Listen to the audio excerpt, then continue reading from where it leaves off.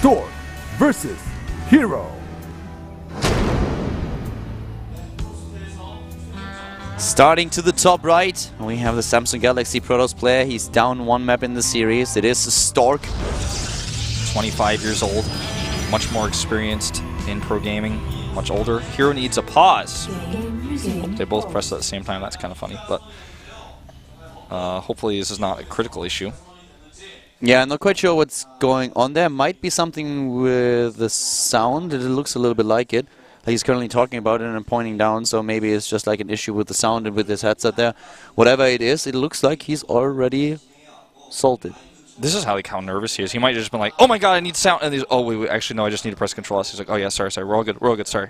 Maybe his earbuds just got, or the cable got just tangled up somewhere and he had to resolve that. Yeah, that's something, too, we've seen actually a lot. Whenever you see somebody have issues with their headphones, usually it's like they accidentally knock it out and they're like, well, I'm not going to reach down behind my monitor to be plugging my earphones in while I'm trying to micro my units and yeah, while I'm trying to make my first pylon. So it happens to me back at home all the time. I have like one of those chairs where the cable somehow always gets entangled when the rolling feet thingies, and then I turn around and suddenly it rips the headset off my head, and I'm like, ah.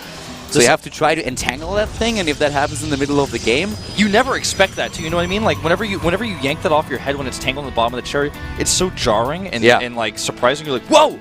Okay, all right. Yeah, there are always these knots that I somehow like put into the cable and have no idea how I managed to do that. And every single time, I think about, okay, how am I going to solve this problem for the future? And I put the cable neatly to the side and everything. And like half an hour later, I turned like 3 times, and apparently I did like wrong. 5 salty or whatever. And yeah, like flip overs. I don't know how I do it, but somehow it always gets like knotted up again, and then yeah. Well, problem has been resolved, and now we have double gas taken for both of them. A little bit later. This is so tense, man. Good scouts for both players, by the way. Both of them scouting immediately their opponent's base. Think about what Stork's already accomplished in StarCraft 1. It's incredible. But in StarCraft 2, he just hasn't been able to make his mark yet. But to go into the most difficult league in the entire world, and to do so by beating so many great players. Players in this group are crazy. Would be just really incredible. And Hero, on the other hand, much younger. He's 21 years old. Has done he had a decent StarCraft 1 career, but he's really trying to make it work in StarCraft 2, and this is a tense moment for him. He seems so nervous, but he is up in this series, and he's playing against a legend.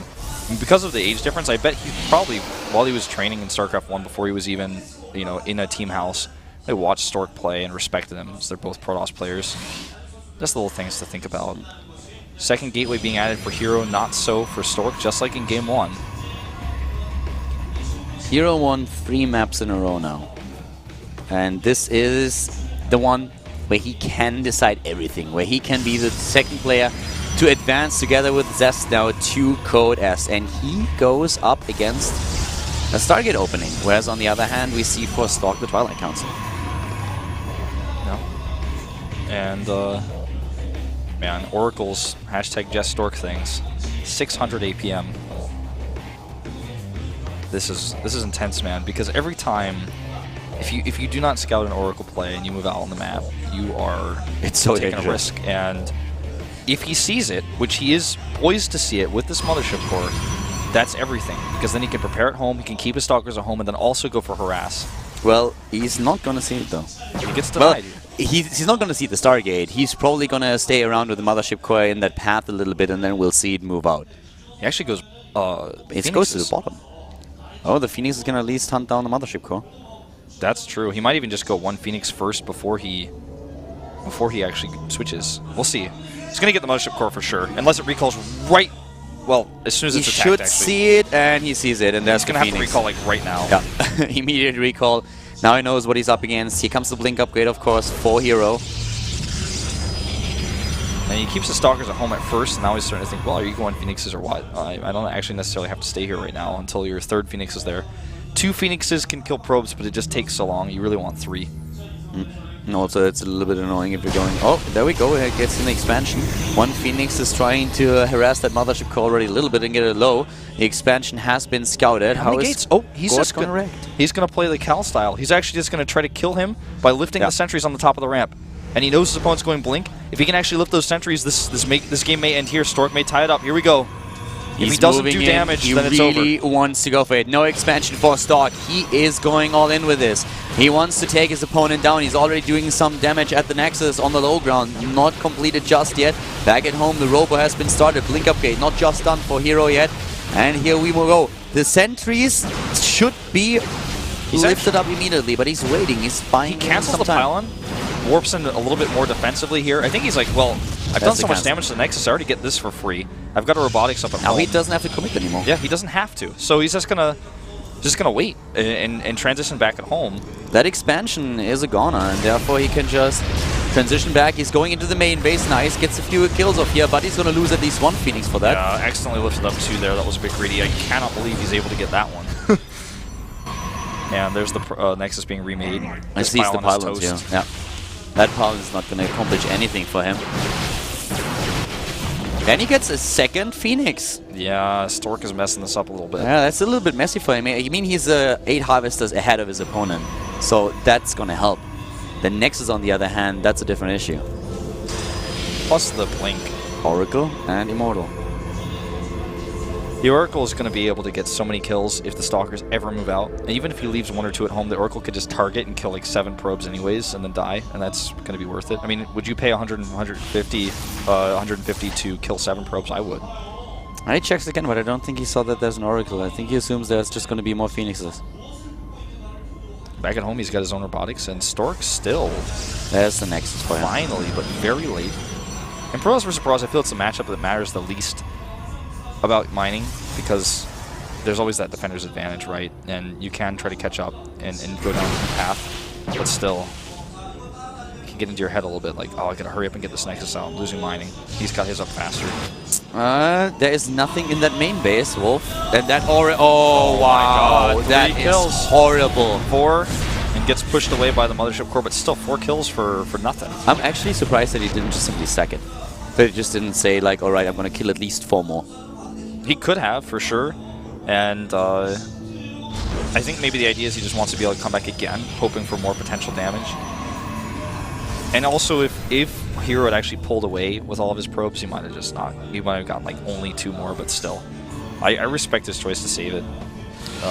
But I also agree that he could have, like you said, sacrificed it.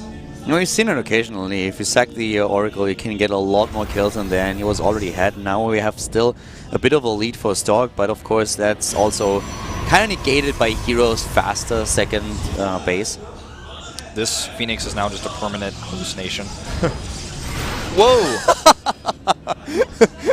Juked. Yeah, juked hard. Like that was well done. That Phoenix saw his life flash before his eyes. That was pretty awesome. He's like, it's a miracle, I'm going home. Those Stalkers felt really silly. They were like, yeah, gotcha. Well, maybe not. Phoenix over here will identify the exact moment in which Stork was able to land his Nexus. Complete his Nexus. Flying Nexus, I don't put... They're flying through cyberspace, they warp in and they like land on the ground, right? Don't put ideas into David's hand. I know he's listening. Hi, Davey. Stalker's over here going to ward this Oracle away. And this... Oh! That Phoenix is just toying with him now.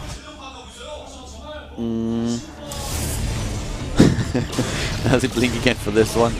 Mothership Core at least being...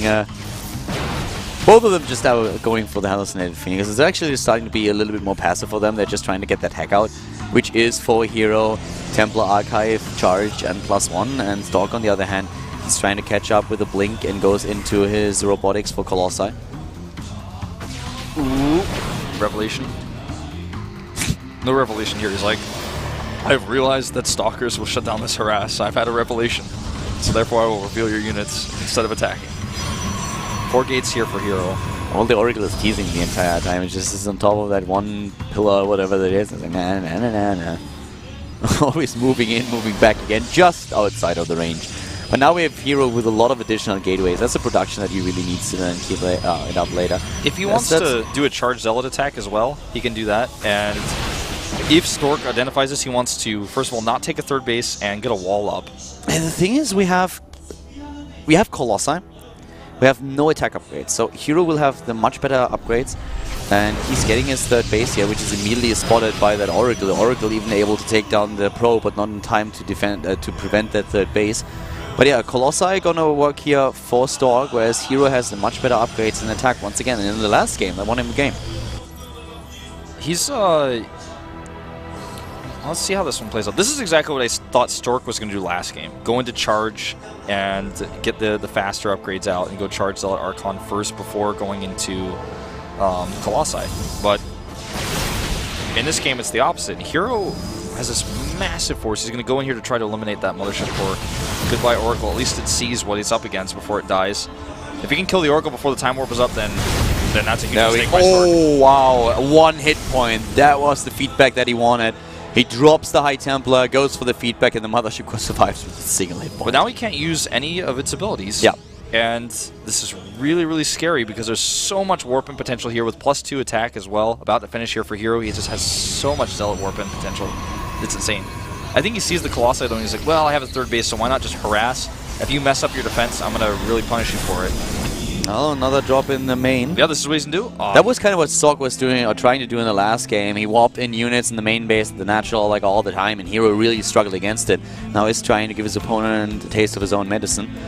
Philippe Beacon on the way for Hero. He wants to go into Tempest, but it's just such a massive attack upgrade lead here. +2 against 0 upgrades right now. But he needs to... I'm concerned that he doesn't have enough answer for the Colossi yet, because he doesn't have any Tempest, and that's going to take a while. His Fleet Beacon's still not even done. No, I hear you. I mean, those Colossi are the most important thing in Stork's army now, and they dish out so much damage. If Hero isn't careful here and doesn't get anything against the Colossi, his army could just melt away. It's all about getting the Immortals on top of those Colossi. If he can get the Immortals in there, then it doesn't matter, especially with +2. There are 5 of them, so they can do a lot. Nice hallucinations there. That's going to help. I think he might try to flank here. He's going to just say, alright, attack my base. Or is he going to go for a base trade? What is he doing? It looks like he's going to go for a base trade, but the AI is bugging him. It's bugging him out a little bit. Moves to the bottom there, and now it's now he knows exactly what's up. Well, but he's this just is much taking better it. for Stork, man. He's got the units attacking way faster, and Stork even pulls his probes already. He's like, I know what you're doing here, and I'm actually going to cut you off. I'm already prepared. The probes, how many of them are going to escape? 0. Yeah, he needs to get a Warp Prism out. He's trying to get a Warp Prism for the rescue. Oh, that's it's not gonna work. happen. It's too late, but at the same time, that base is already gone. We have a couple of pylons on the map, on the other hand. And the probes for Hero escape. He escapes with his probes. Really interesting scenario that we now have. He can build another Nexus. He has the resources now. Oh man, poor Stork. He has to make a choice. He does the perfect recall.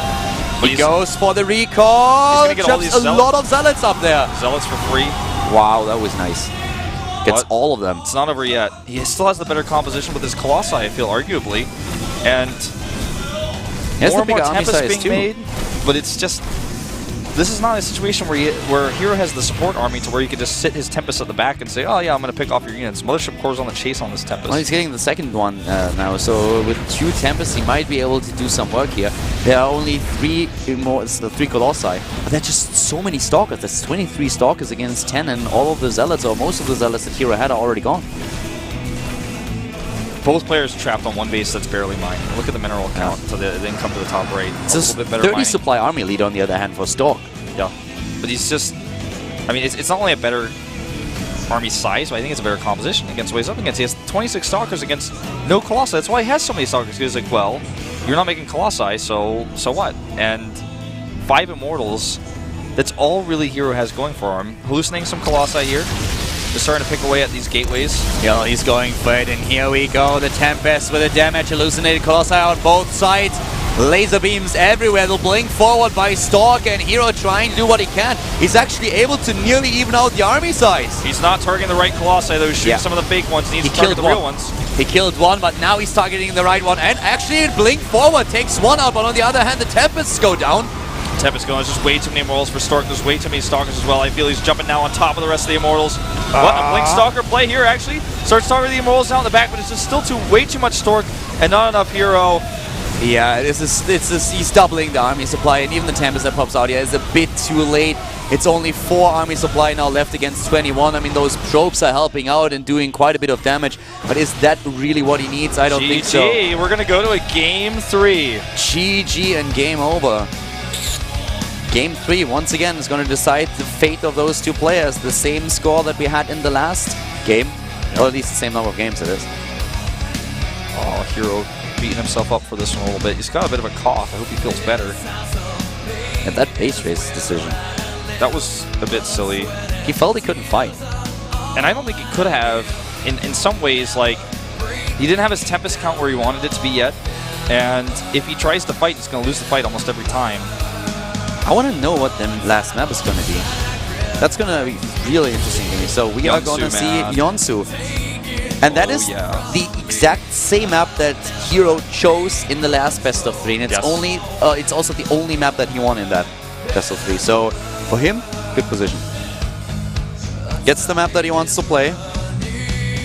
Stork versus Hero. It all comes down to one final set on Yunsu. One of these two players will join the ranks of Code S. The other one will have to requalify next season. It's all down to one Protoss versus Protoss.